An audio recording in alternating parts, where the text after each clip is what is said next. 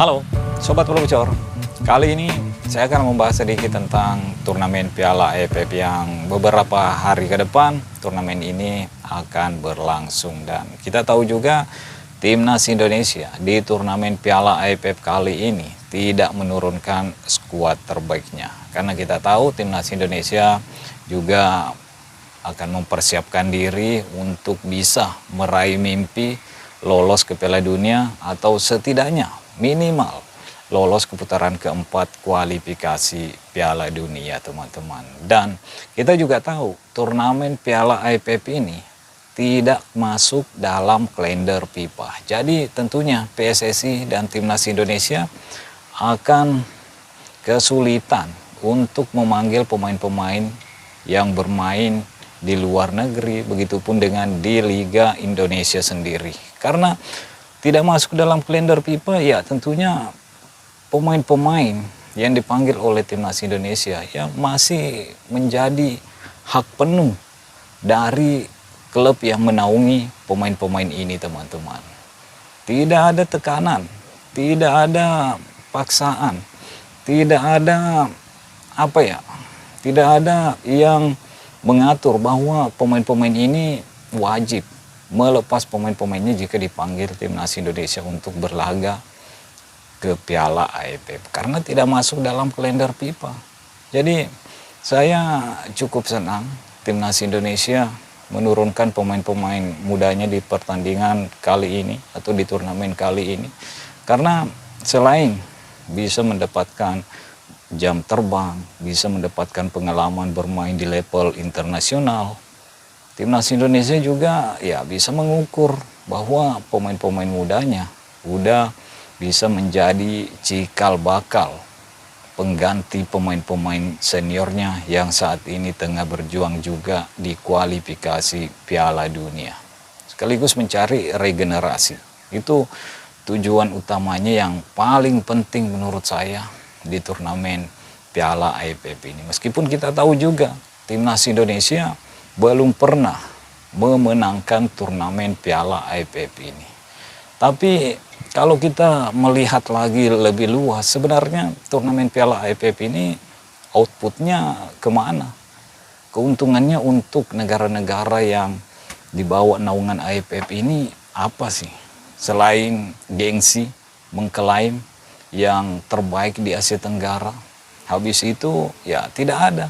Karena poin FIFA ya tidak begitu banyak juga poin yang bisa didapatkan oleh negara-negara Asia Tenggara yang berkompetisi di Piala AFF ini. Karena peringkat FIFA dari negara-negara Asia Tenggara ini ya tidak begitu jauh gapnya.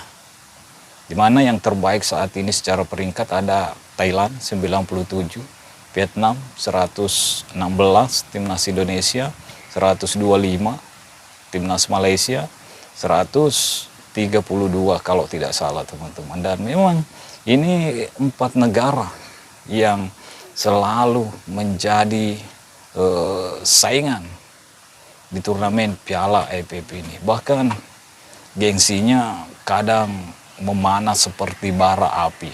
Tapi melihat outputnya ya tidak begitu bergengsi, karena yang memenangkan turnamen ini tidak mendapatkan hak istimewa untuk lolos langsung berlaga di Piala Asia juga, teman-teman. Jadi Piala AFF atau pengurus AFF tentunya harus memikirkan lebih luas lagi tentang kompetisi ini kalau ingin melihat turnamen ini terus menjadi magnet bagi penonton-penonton Asia Tenggara. Karena kalau Indonesia menurunkan pemain mudanya, tentunya banyak penikmat, pencinta Timnas Indonesia mungkin tidak begitu minat lagi untuk menonton pertandingan Piala AFF ini. Tidak seantusias lagi seperti ketika Timnas Indonesia berlaga di Piala Asia, Piala Dunia atau kualifikasi Piala Dunia, teman-teman. Karena levelnya ya tidak begitu istimewa. Hanya sekedar ingin mengklaim siapa yang terbaik di Asia Tenggara, tapi ketika negara-negara yang memenangkan turnamen ini berlaga di Piala Asia, di turnamen tertinggi kualifikasi Piala Dunia, ya selalu babak belur, selalu tidak bisa lolos ke posisi terjauh teman-teman. Dan Indonesia saat ini memiliki sesuatu hal yang bisa dibanggakan sedikit, karena di kualifikasi Piala Dunia kali ini mampu lolos ke putaran ketiga kualifikasi Piala Dunia. Dan tentunya kita berharap timnas Indonesia bisa mengharumkan nama AFF atau Asia Tenggara. Untuk pertama kalinya negara Asia Tenggara mampu lolos ke Piala Dunia. Ini seharusnya menjadi kebanggaan bagi AFF atau Asia Tenggara, karena memiliki satu wakil yang tersisa yang masih berlaga di kualifikasi Piala Dunia, yaitu timnas Indonesia. Bukan lagi menuntut timnas Indonesia untuk menurunkan skuad terbaiknya di turnamen Piala AFF.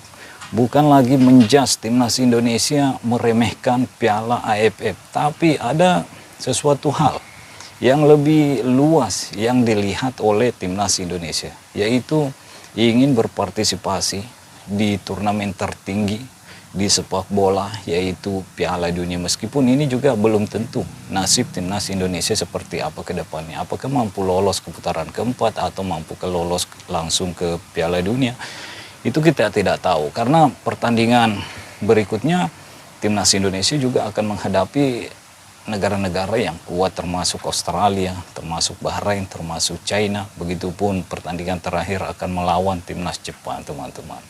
Jadi ya tolonglah, ini Piala AFF atau siapa yang paling bertanggung jawab mengurus turnamen Piala AFF ini, ya lihatlah lebih luas apa yang sebenarnya harus ditingkatkan di turnamen ini supaya kembali meraih peminat penonton-penonton yang ada di Asia Tenggara, khususnya di Indonesia. Karena kita udah melihat beberapa tahun yang lalu pemenang dari turnamen Piala AFF ini ya tidak mampu juga berbicara banyak di turnamen Asia, baik di Piala Asia, begitupun di kualifikasi Piala Dunia. Bukan menyombongkan timnas Indonesia yang pertama kalinya mampu meraih poin terbanyak atau menjadi wakil dari Asia Tenggara yang mampu meraih poin terbanyak di kualifikasi Piala Dunia. Tapi ya memang inilah yang harus dikejar oleh AFF atau Asia Tenggara. Harus bisa meningkatkan level sepak bolanya supaya tidak dipandang sebelah mata oleh negara-negara lain. Kita masih berjuang untuk tembus ke 100 dunia aja secara peringkat. Negara-negara Asia Tenggara sangat kesulitan. Jadi gimana pemain-pemain Asia Tenggara bisa bermain di sepak bolaan level tertinggi, liga-liga level tertinggi di dunia, kalau secara peringkat aja kita masih di bawah 100.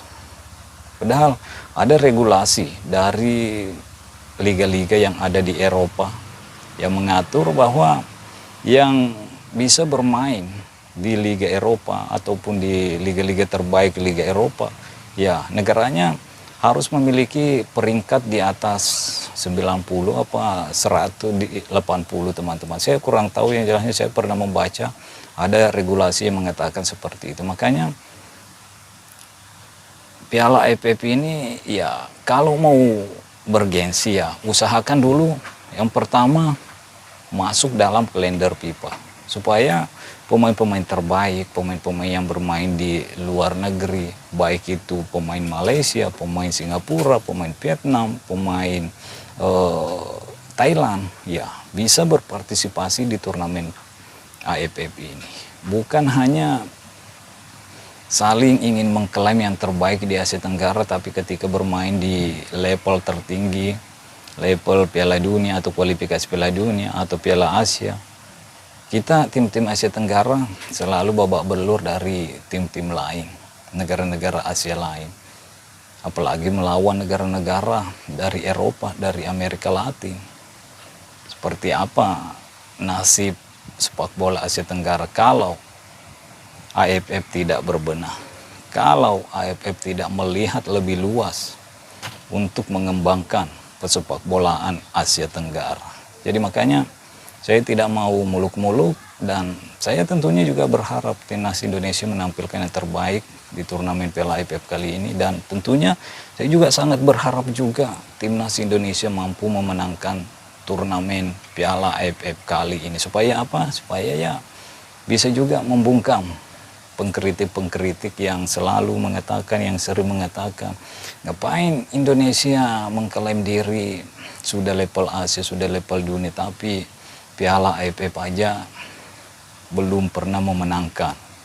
Padahal kalau kita melihat lebih luas seperti yang saya katakan tadi, outputnya apa turnamen Piala AFF ini? Apakah kita kalau memenangkan turnamen ini bisa lolos langsung ke Piala Asia?